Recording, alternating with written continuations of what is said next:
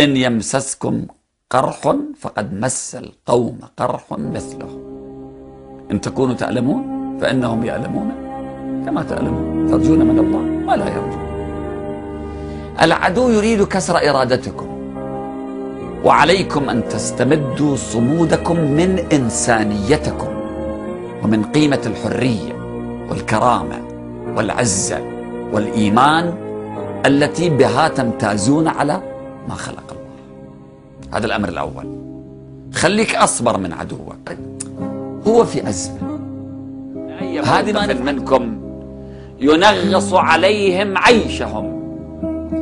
كل موقف تتخذونه اليوم بعدم القبول، عدم الرضوخ فقط، ليس أكثر من ذلك، لكن كل هذا ينغص عليهم معيشتهم.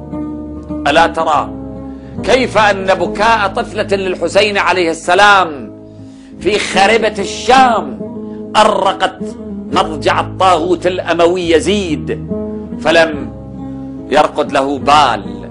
كذلك اليوم ترون كيف يخافون من رفع صوتكم بالتكبير